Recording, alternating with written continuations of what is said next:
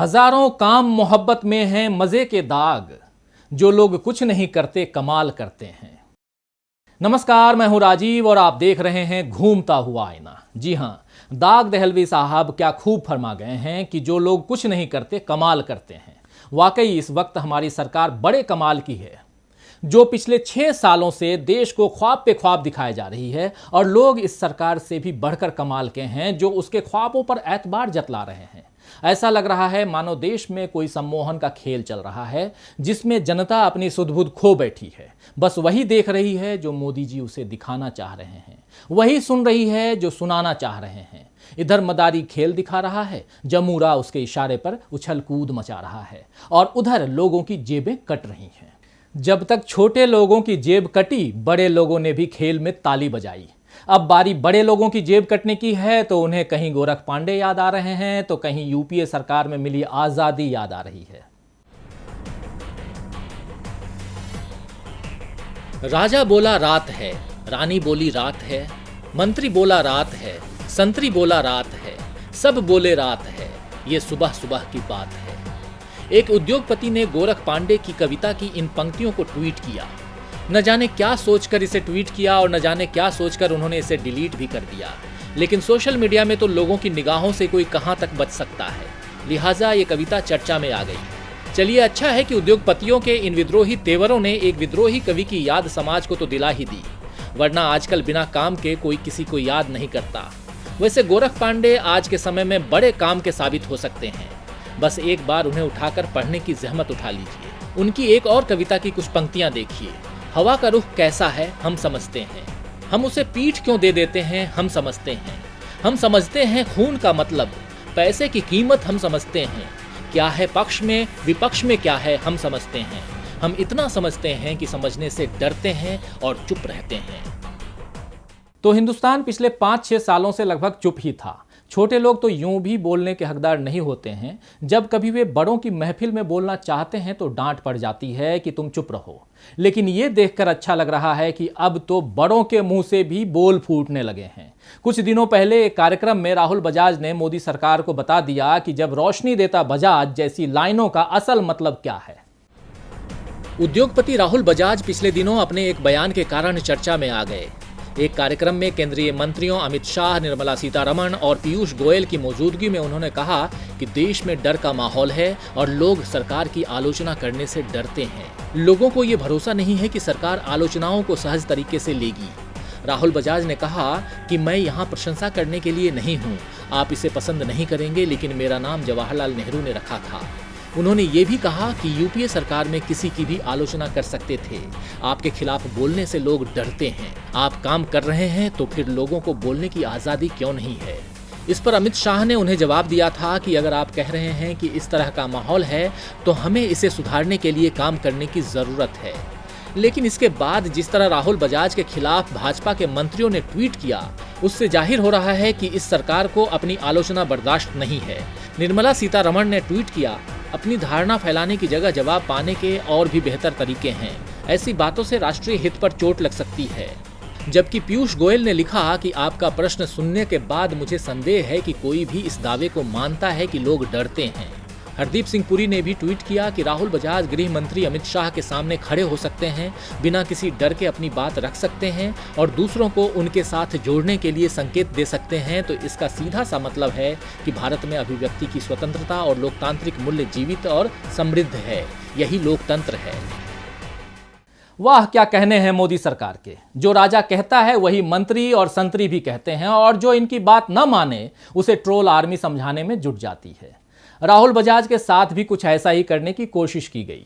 अब ये कोशिश कहां तक जाएगी ये तो पता नहीं, लेकिन इस बीच किरण मजूमदार शॉ ने भी ऐसी ही टिप्पणी की।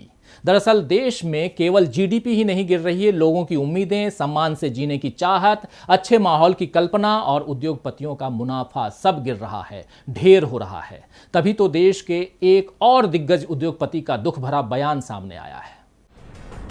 देश की सबसे बड़ी mobile service company Vodafone idea के चेयरमैन कुमार मंगलम बिरला का कहना है कि सुप्रीम कोर्ट के फैसले के बाद 53,038 करोड़ रुपए की पिछली वैधानिक देनदारियों को लेकर अगर सरकार ने कोई मदद नहीं की तो कंपनी को अपना कारोबार बंद करना होगा। गौरतलब है कि भारतीय एयरटेल, वोडाफोन आइडिया और अन्य टेलीकॉम कंपनियों को सुप्रीम कोर्ट के आदेश के बाद पिछले 14 साल की लाइसेंस फीस और स्पेक्ट्रम चार्ज का पैसा ब्याज और जुर्माने के साथ भरना है। ये रकम 1,47,000 करोड़ रुपए बनती है। दरअसल आइडिया और वोडाफोन का विलय पिछले साल ही हुआ था। देश के सबसे अमीर व्यक्ति मुकेश अंबानी की रिलायंस जियो ने मुफ्त कॉलिंग और अत्यंत सस्ते रेट पर डाटा सर्विस देकर मोबाइल क्षेत्र में सारे दिग्गजों की हालत खराब कर दी थी। तब दबाव में बिरला की आइडिया सेल्युलर और British telecom company Vodafone PLC की भारतीय कंपनी में विलय किया गया था और इसके साथ ही वोडाफोन आइडिया लिमिटेड देश की सबसे बड़ी मोबाइल कंपनी बन गई। विलय के बाद इस कंपनी का कुल बाकी कर्ज 1,17,000 करोड़ रुपए हो गया। कुछ हफ्तों पहले ही कंपनी ने भारतीय कॉर्पोरेट जगत का सबसे बड़ा घाटा दर्ज किया। घोर मुसीबत के इस वक्त में बिरला साहब मोदी सरकार से उम्मीद लगाए बैठे हैं कि उन्हें कुछ मदद मिलेगी तो उनकी कंपनी चलती रहेगी, लेकिन मदद नहीं मिली तो फिर आइडिया की कहानी बंद करने के अलावा उनके पास कोई चारा नहीं है। व्हाट एन आइडिया सर जी, आपको याद है ये टैगलाइन? आइडिया की ये टैगलाइन एक वक्त में काफ़ी मशहूर हुई थी, लेकिन जियो के इस दौर में अब कोई आइडिया काम नहीं कर रहा है। बिरला जी तो एक कंपनी बंद कर देंगे, लेकिन उसके साथ हजारों लोगों की नौकरी भी बंद होगी और लाखों लोगों की उम्मीदें भी जाएंगी। खैर, मोदी सरकार को इससे क्या फर्क पड़ने वाला? सरकार तो अपनी मर्जी की मालिक है, जब उसका जो मन आता है वैसा फरमान सुना देती है। कभी कोई नियम बना देती है तो कभी कोई नियम बदल देती है और सवाल करने जाओ तो अपने कुतर्की मंत्रियों को आगे कर देती है। ऐसे ऐसे ज्ञानी इस सरकार में भरे पड़े हैं कि इनकी वाणी सुनकर मन करता है कि देश के सारे स्कूल कॉलेजों में ताला लगवा देना चाहिए। जो ज्ञान प्राप्त करना है बस मोदी जी के मंत्रियों से प्राप्त कर लेना चाहिए। मोदी सरकार में गिरती जीडीपी सरकार के लिए शर्मिंदगी का सबब बनी हुई है, क्योंकि भाजपा जब विपक्ष में थी तो मनमोहन सिंह की सरकार को पेट्रोल डीजल की बढ़ती कीमत, रुपए की गिरती कीमत, महंगाई, बेरोजगारी और जीडीपी दर सब पर खूब खरी खोटी सुनाती थी। मोदी जी जो बाकायदा अच्छे दिन आएंगे वाला वादा करके ही सत्ता में आए थे, लेकिन मां गंगा के स्वघोषित बेटे का ये वादा गंगा की लहरों में डूब गया है। लोगों की पीठ पर महंगाई का चाबुक और जोर से पड़ रहा है। उस पर जुल्म ये कि न रोजगार है न कारोबार है, जिसके कारण जीडीपी सबसे निचले स्तर पर पहुंच गई है। लेकिन इस पर सरकार से सवाल करो तो जवाब मिलता है कि जीडीपी कोई रामायण महाभारत नहीं है। जी हां, पिछले दिनों संसद में भाजपा सांसद निशिकांत दुबे ने कहा है, जीडीपी 1934 में आया, इसके पहले कोई जीडीपी नहीं था, पूरी दुनिया में कोई जीडीपी नहीं था।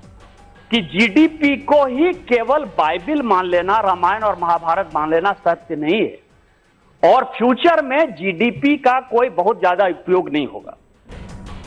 तो सुना आपने कि किस बेशर्मी से इस सरकार के नुमाइंदे अब जीडीपी को ही बेकार बता रहे हैं। ऐसे महानुभाव मोदी सरकार में और भी हैं। अब जरा प्रकाश जावड़ेकर जी को सुन लीजिए, जो हमारे देश के पर्यावरण मंत्री हैं और मानते हैं कि प्रदूषण से डर का माहौल नहीं बनना चाहिए। लोकसभा में टीएमसी सांसद काकोली घोष के सवाल पर उन्होंने कहा कि कोई भारतीय अध्ययन नहीं है जो बताता हो कि प्रदूषण से उम्र कम होती है। ऐसी बातें कहकर डर का माहौल नहीं बनाना चाहिए। यानी दिल्ली एनसीआर में पिछले दिनों पॉल्यूशन को लेकर जो हाय तौबा मची, स्कूल दफ्तर बंद हुए, ये सब ऐवही था। प्रदूषण से इंसानों, पशुओं, पेड़ पौधों सबकी उम्र घट रही है। हो सकता है जावड़ेकर जी न खबरों को पढ़ते हो न रिसर्च रिपोर्ट्स को, इसीलिए उन्हें प्रदूषण से होने वाले नुकसान के बारे में न पता हो, लेकिन फिर संसद में खड़े होकर उन्हें ज्ञान तो नहीं बघाड़ना चाहिए। जावड़ेकर जी ने अपनी शोध रिपोर्ट देने के बाद नसीहत भी दी कि प्रदूषण से डर का माहौल नहीं बनना चाहिए, लेकिन साहब डर तो कण कण में भगवान की तरह हो गया है। हर बात पर डर लगने लगा है। सलमान खान की फिल्म दबंग का वो डायलॉग याद है ना, प्यार से डर लगता है साहब।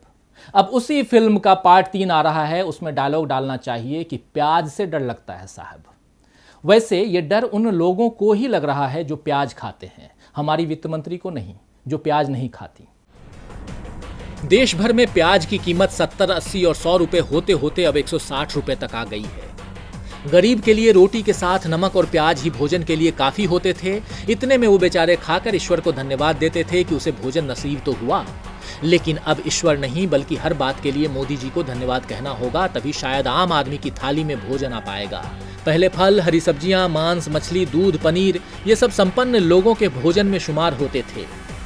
साधारण घरों में तो हर सब्जी में आलू और प्याज मिलाकर ही काम चल जाता था, लेकिन मोदी सरकार ने आम आदमी का प्याज सुख भी छीन लिया है। इस सरकार में पहले समाज से प्यार गायब हुआ और अब प्याज गायब हो रही है। उस पर तुर्रा ये कि सरकार से कोई सवाल भी नहीं पूछ सकता। वित्त मंत्री निर्मला सीतारमण ने तो संसद में ही देश को बता दिया कि मैं प्याज लहसुन नहीं खाती, इसीलिए चिंता न करें, मैं ऐसे परिवार से आती हूँ जहाँ प्याज से मतलब नहीं रखते। मैं ऐसे परिवार से आती हूँ जहाँ अनियन प्याज का मतलब नहीं रखते हैं। तो आदरणीय वित्त मंत्री महोदया, आपके परिवार में प्याज से मतलब नहीं होता होगा, लेकिन करोड़ों भारतीयों का परिवार तो आपके परिवार जैसा नहीं हो सकता ना। वैसे आपको पानी से तो मतलब होगा ही, वरना पता चले कि कल को हिंदुस्तानी प्यासे दिन काटेंगे, क्योंकि सरकार के परिवार में पानी पीने का रिवाज नहीं है।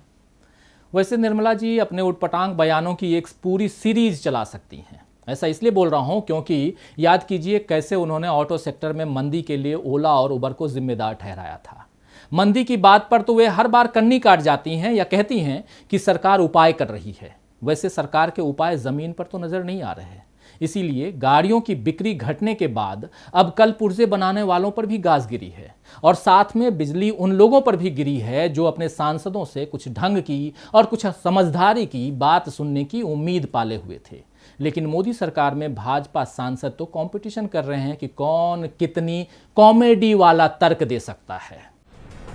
ऑटोमोटिव कंपोनेंट मैन्युफैक्चरर्स एसोसिएशन यानी एक्मा ने जानकारी दी है कि इस इंडस्ट्री का कारोबार 2019-20 की पहली छमाही में 10% से ज्यादा गिर गया और इस कारण करीब 1 लाख अस्थायी कर्मचारियों को नौकरी से हाथ धोना पड़ा है।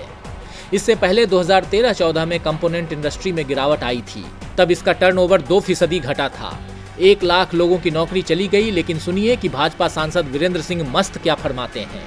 गुरुवार को भाजपा सांसद ने लोकसभा में कहा कि देश और सरकार को बदनाम करने के लिए लोग कह रहे हैं कि ऑटो सेक्टर में मंदी है और वाहनों की बिक्री कम है।